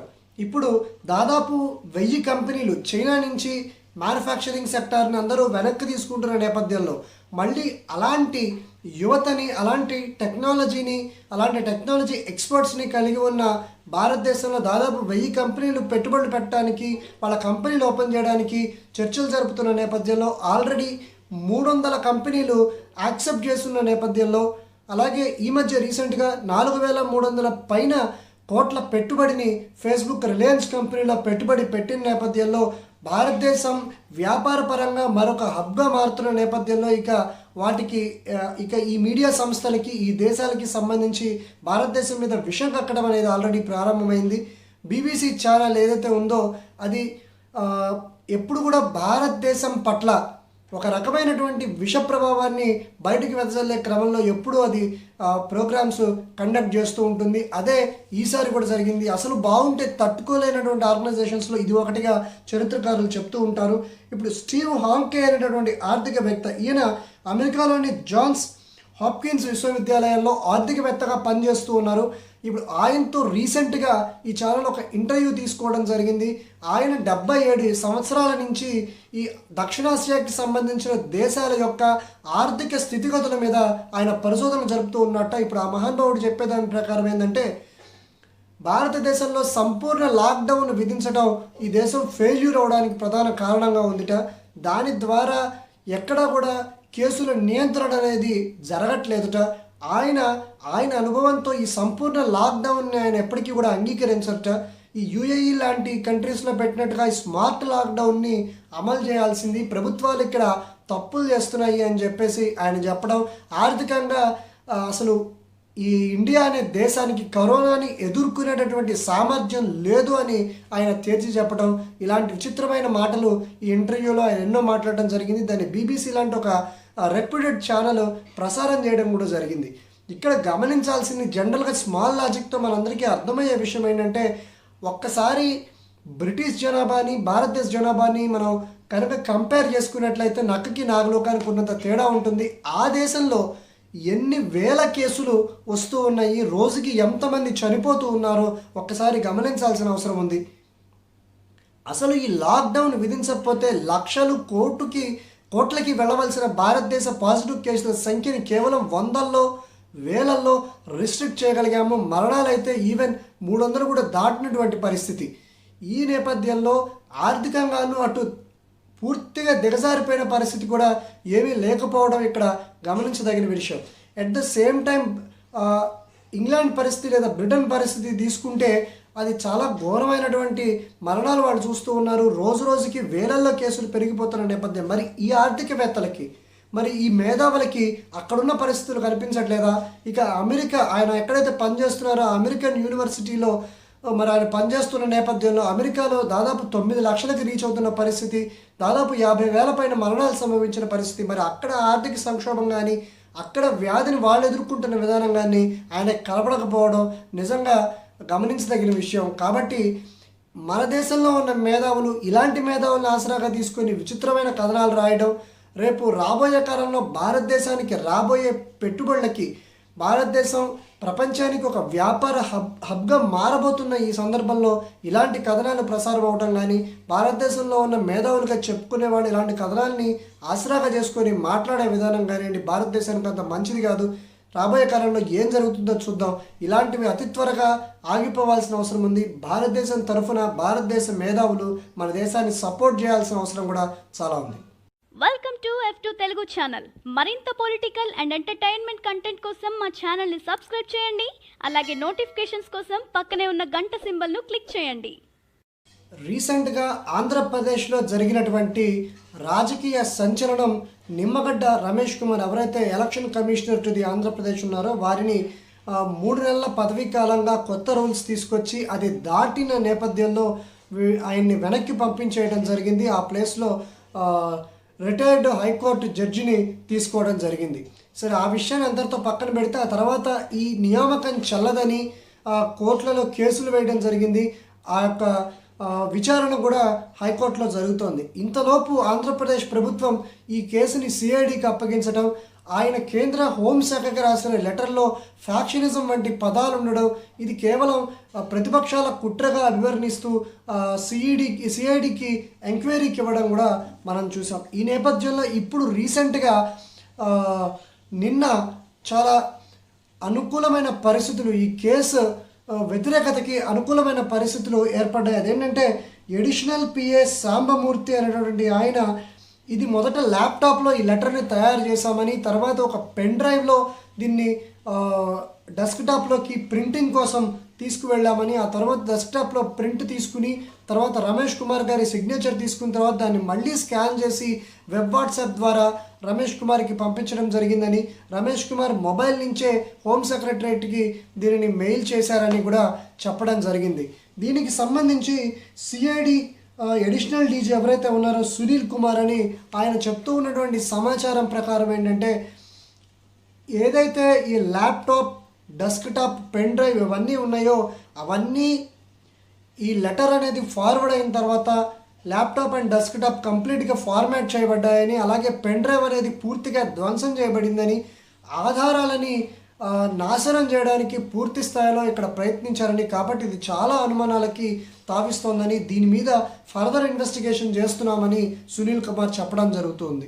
సో ఈ నేపథ్యంలో ఒక క్లారిటీ ఏంటంటే ఏదో మిస్ ఇంటరప్షన్ అయితే ఖచ్చితంగా జరిగిందనేది మనకు అర్థమవుతుంది. లేదా ఒక లెటర్ పంపించిన తర్వాత సాక్ష్యాధారాన్ని తారుమారు చేయాల్సిన అవసరం అయితే ఎట్టి పరిస్థితుల్లో ఉండదు. ఇది ఒక రకమైన అనలైజేషన్ అనుకుంటే, నెక్స్ట్ ఏంటంటే 221 ఈ లెటర్ నెంబర్ 221 ఏదైతే ఉందో అది టీడీపీ లీడర్ అశోక్ బాబు ఏదైతే రిఫరెన్స్ లెటర్ ఎలక్షన్ కమిషనర్కి రాశారో, లేదా హోమ్ మినిస్ట్రీకి ఎలక్షన్ కమిషనర్ రిఫరెన్స్గా రాశారో, ఆ లెటర్ యొక్క నెంబరు ఇప్పుడు రమేష్ కుమార్ పంపించిన నెంబరు ఒకటే అవ్వడం, సో ఇది కూడా అనుమానాలకు తావిస్తోందని సిఐడి చెప్తూ ఉంది. మరి ఈ టోటల్ దీనిని మనం ఒకసారి కన్సిడర్ చేసుకున్న నేపథ్యంలో రేపు కోర్టులో కూడా ఈ సాక్ష్యాధారాలన్నింటినీ కూడా సబ్మిట్ చేయడం జరుగుతుంది.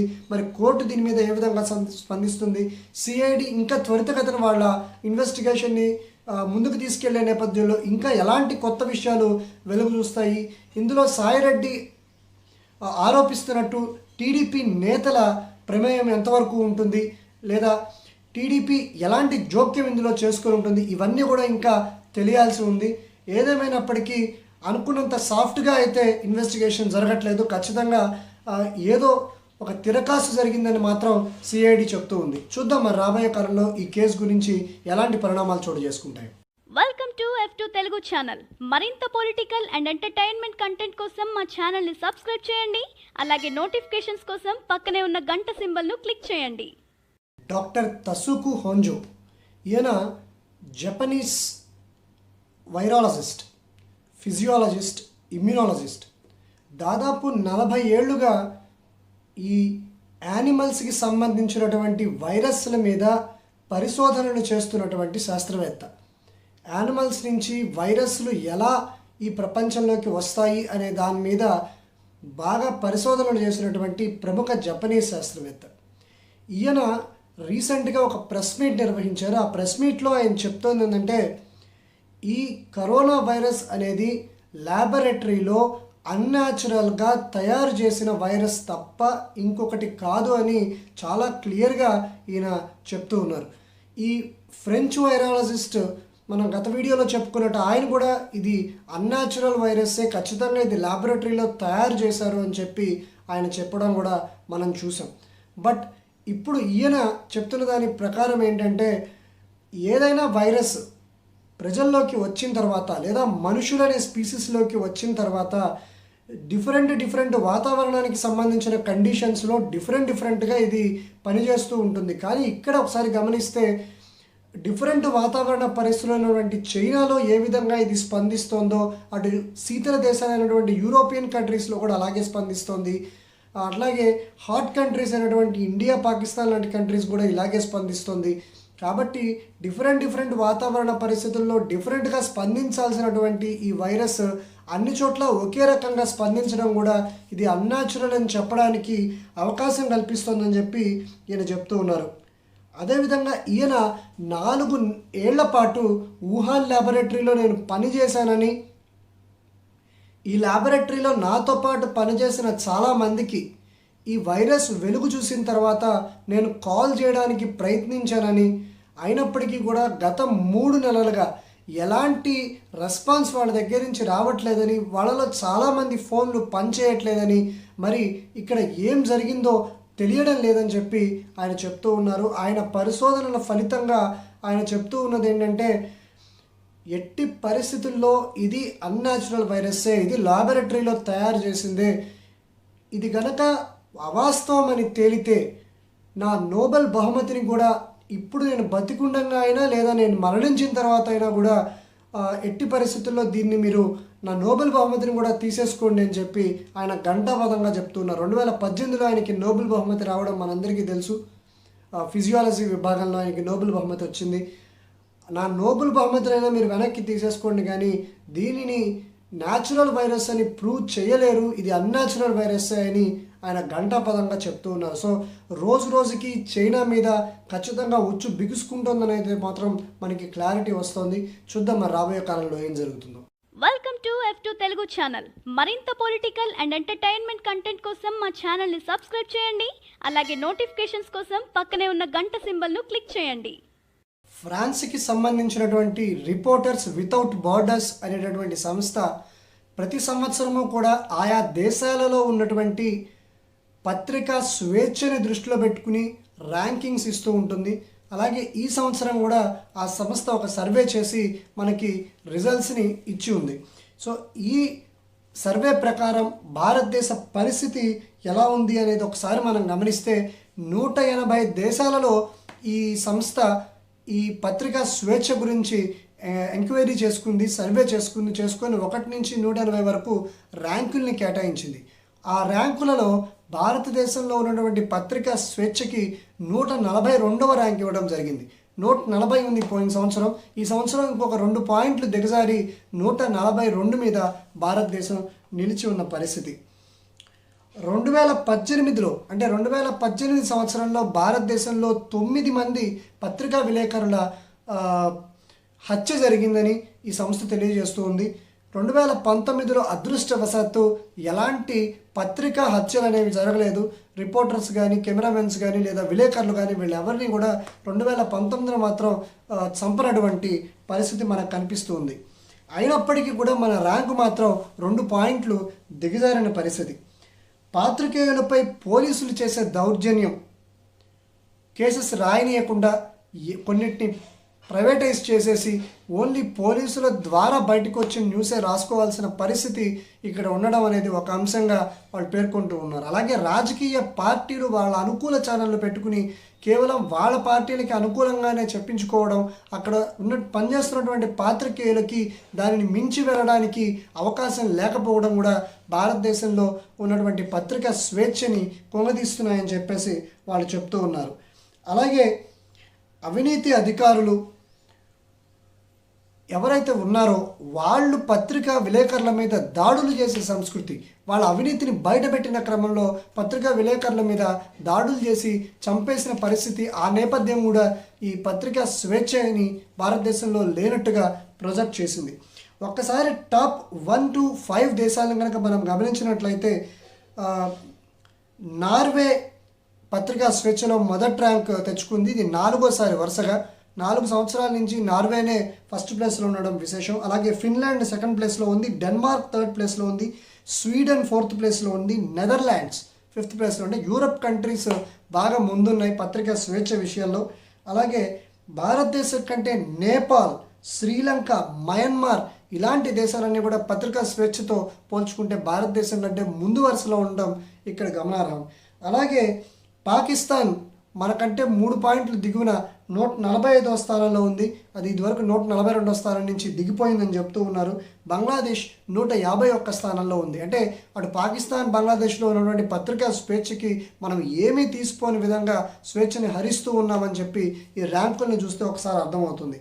అలాగే ఇప్పుడు కరోనాకి కారణమయ్యి అక్కడికి ప్రపంచ దేశాల్లోని ఎలాంటి న్యూస్ ఛానల్ని అనుమతించని పరిస్థితి, కోవిడ్-19 వ్యాప్తి గురించి రాసిన విలేకరులను కూడా కనపడకుండా చేసిన పరిస్థితి చైనా, ఈ అన్ని కారణాల చేత 177వ స్థానంలో ఆగిపోయింది. ఇక అసలు ప్రజాస్వామ్యానికే విలువ అనేది ఇవ్వనటువంటి ఉత్తర కొరియా 180వ స్థానంలో నిలవడం జరిగింది.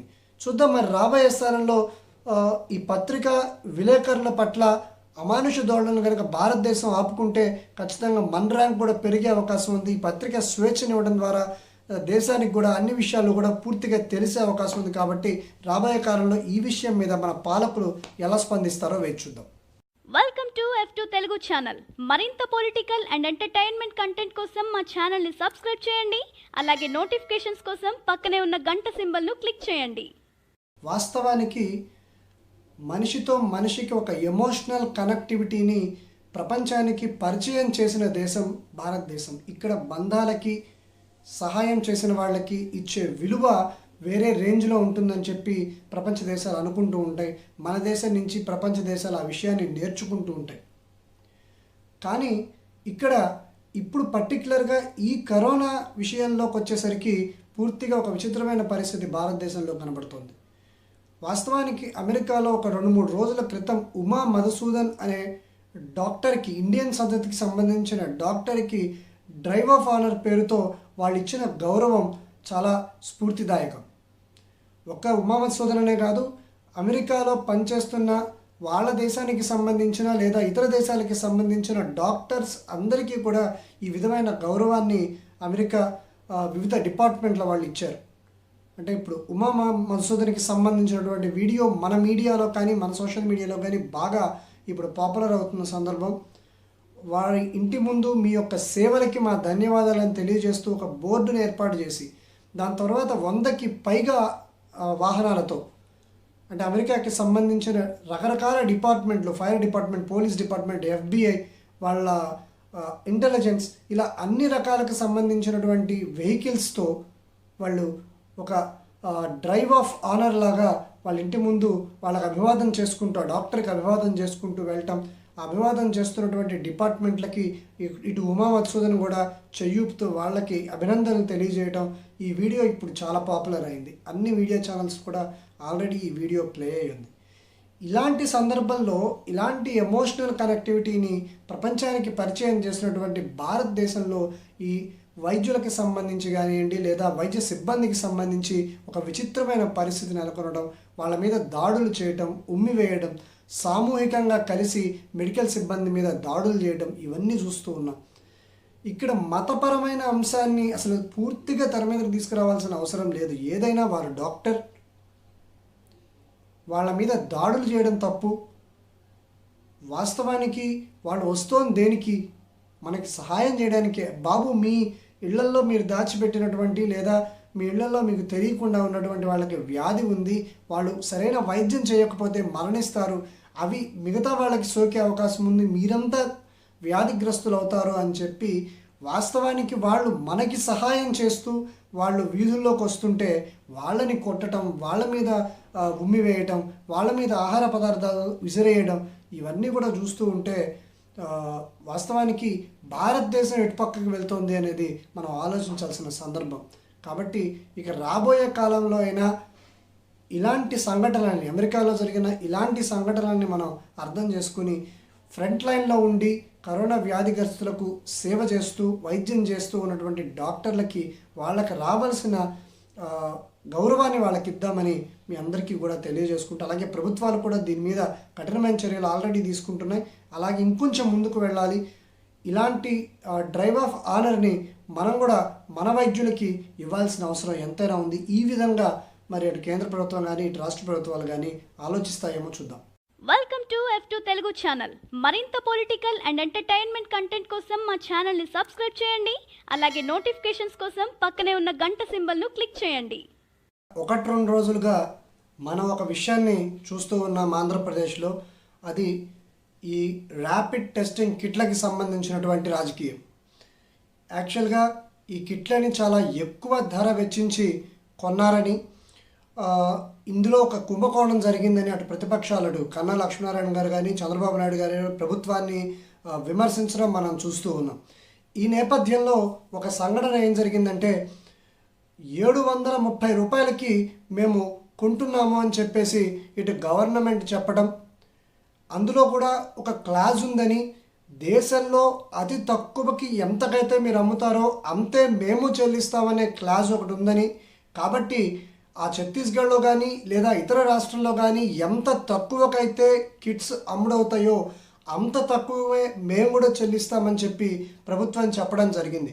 ఇక్కడ మనం ఒక్కసారి గమనించినట్లయితే ప్రతిపక్షాలు ఏవైతే ప్రశ్నించాయో, ఏవైతే రాజకీయ విమర్శలు చేశాయో, ఆ రాజకీయ విమర్శలు పక్కన పెడితే ఖచ్చితంగా ఎంత రేటుకి మీరు కొన్నారో చెప్పాలి, ఆ రేట్ ఏంటో తెలియాలి అనేటటువంటి ఒక ఉద్దేశాన్ని ప్రతిపక్షాలు స్టేజ్ మీదకి తీసుకురావడం, దాంతో ప్రభుత్వం ఉన్న విషయాన్ని నిజాయితీగా బయటపెట్టడం, ఆ తర్వాత ఉన్న ఒక క్లాజ్ని వాడుకొని, అగ్రిమెంట్లో ఉన్న క్లాజ్ని వాడుకొని అతి తక్కువ పే చేయడానికి రెడీ అవ్వడం, ఇవన్నీ ఒకసారి మనం గమనించినట్లయితే రాష్ట్రానికి చాలా డబ్బు సేవ్ అయినట్టుగా ఇక్కడ మనం చెప్పుకోవాలి. ఒకటి ఫస్ట్ పాయింట్, ప్రతిపక్షాలు వాళ్ళ యొక్క టాస్క్ని వాళ్ళు సమర్థవంతంగా నిర్వహించారు. ఎంతకి మీరు కొన్నారో చెప్పాలి. ఇందులో అవినీతి అనే ఆరోపణ తీసి పక్కన పెడితే ఖచ్చితంగా ఒక చెప్పాల్సిన సిచ్యువేషన్ అయితే ప్రభుత్వానికి వచ్చింది.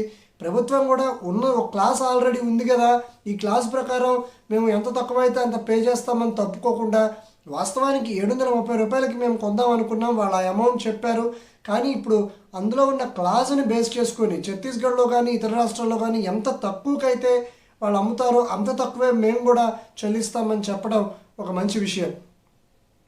అంటే జనరల్గా మనం క్రికెట్లో ఒక మంచి బాల్ వేసి ఒక మంచి షాట్ కొట్టి ఒక మంచి ఫీల్డింగ్ చేస్తే దాన్ని గుడ్ క్రికెట్ అని చెప్పి అంటూ ఉంటాం. ఇక్కడ ప్రతిపక్షాలు కూడా వాళ్ళ బాధ్యతని వాళ్ళు సక్రమంగా నిర్వర్తిస్తే ప్రభుత్వం కూడా అంతే నిజాయితీగా ఉండడం ఇక్కడ మనం గమనించాల్సిన విషయం. కాబట్టి ఇక్కడ గుడ్ పాలిటిక్స్ అని మనం చెప్పచ్చు.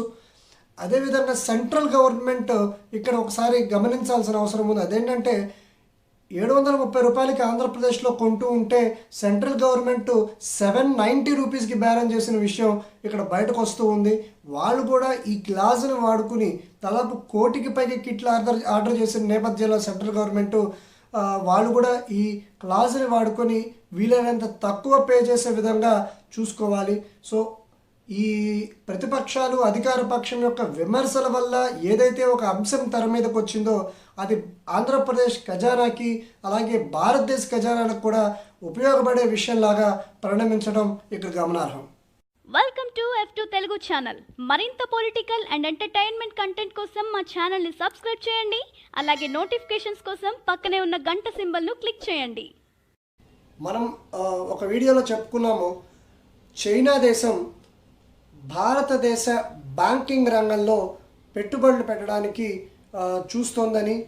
ఈ సందర్భంలో భాగంగానే ఈ నేపథ్యంలో భాగంగానే హెచ్డిఎఫ్సి బ్యాంక్ భారత ప్రైవేట్ బ్యాంకింగ్ దిగ్గజం హెచ్డిఎఫ్సి బ్యాంక్లో 1.5% వాటా అంటే దాదాపు 7,000 కోట్ల రూపాయలు చైనాకు సంబంధించిన వ్యక్తులు లేదా కంపెనీలు పెట్టుబడి పెట్టడం, తద్వారా భారతదేశ ఆర్థిక వ్యవస్థ మీద క్రమంగా పట్టు తెచ్చుకునే కార్యక్రమాన్ని ప్రారంభించాయి, శ్రీకారం చుట్టాయని చెప్పి మనం లాస్ట్ వీడియోలో చెప్పుకున్నాం. ఆర్థిక రంగ నిపుణులు దాని మీద జాగ్రత్త తీసుకోమని కూడా ప్రభుత్వానికి సూచనలు చేశారు. దీనికి ఒక ప్రధానమైన కారణం ఉంది. అదేంటంటే ఎప్పుడైతే చైనా నుంచి జపాన్ కానీ థాయిలాండ్ కానీ వాళ్ళ కంపెనీలని తీసుకుని వాళ్ళ దేశానికి వెళ్ళిపోదామని, దానికి ఎంత ఖర్చైనా పర్వాలేదంటూ వాళ్ళ బడ్జెట్లో 20% ఈ కంపెనీలని వాళ్ళ దేశానికి షిఫ్ట్ చేసుకోవడానికే కేటాయిస్తూ ఉన్న నేపథ్యంలో నెక్స్ట్ జపాన్ కానీ థాయిలాండ్ కానీ లేదా చైనాకి వ్యతిరేకంగా ఉన్న ఇతర యూరోపియన్ దేశాలు కానీ నెక్స్ట్ పెట్టుబడులు పెట్టడానికి, నెక్స్ట్ వాళ్ళకి కావలసిన మానవ వనరుల్ని సమకూర్చుకోవడానికి అవకాశం కల్పించే దేశం భారతదేశం. కాబట్టి ఈ భారతదేశ ఆర్థిక వ్యవస్థ మీద మనం పట్టు సాధించుకోవడం ద్వారా మన వ్యాపారాలని కోల్పోకుండా ఉండొచ్చు అనేటటువంటి ఒక పాచికతో చైనా ఈ కార్యక్రమానికి పూనుకుంది. దీనిని గమనించిన కేంద్ర ప్రభుత్వం ఇవాళ సాయంత్రం కొన్ని ఉత్తర్వులు జారీ చేసింది. అది మనం ఒక్కసారి కనుక గమనించినట్లయితే పాకిస్తాన్, బంగ్లాదేశ్ నుంచి వచ్చేటటువంటి వ్యాపారస్తులు భారతదేశంలో పెట్టుబడులు పెట్టాలంటే ఒక చట్టం ఉంది. అదేంటంటే కేంద్ర ప్రభుత్వానికి తెలియకుండా ఏ ప్రైవేటు సంస్థ అయినా గవర్నమెంట్ సంస్థ అయినా పాకిస్తాన్ నుంచి బంగ్లాదేశ్ నుంచి పెట్టుబడులు తీసుకోకూడదు. దానికి కారణం ఏంటంటే ఉగ్రవాదం అని, ఇంకా చాలా రీజన్స్తో కేంద్ర ప్రభుత్వానికి తెలిసే జరగాలని చెప్పేసి ఒక చట్టం ఉంది. ఇప్పుడు ఆ చట్టాన్ని చైనాకి కూడా వర్తింపజేస్తూ కేంద్ర ప్రభుత్వం నిర్ణయం తీసుకుంది. అంటే చైనాకి సంబంధించిన ఎలాంటి ప్రత్యక్ష పరోక్ష పెట్టుబడులైనా భారతదేశానికి సంబంధించిన ప్రైవేట్ ప్రభుత్వ రంగాల్లో పెట్టాలి అని అంటే ఖచ్చితంగా కేంద్ర ప్రభుత్వం యొక్క అనుమతి తప్పనిసరి అంటూ ఈ ఉత్తర్వులు చెప్తూ ఉన్నాయి. కాబట్టి భారతదేశ ఆర్థిక రంగం మీద కానీ లేదా ఇతర రంగాల మీద కానీ చైనా ప్రభావాన్ని జాగ్రత్తగా కాపు కాసుకోవాల్సిన ఈ సందర్భంలో కేంద్ర ప్రభుత్వం తీసుకున్న ఈ నిర్ణయం ఖచ్చితంగా హర్షించదగినదే. చూద్దాం మరి రాబోయే కాలంలో ఇంకా ఇలాంటి చైనా కుయుత్తుల్ని భారతదేశం ఎలా అడ్డుకుంటుందో.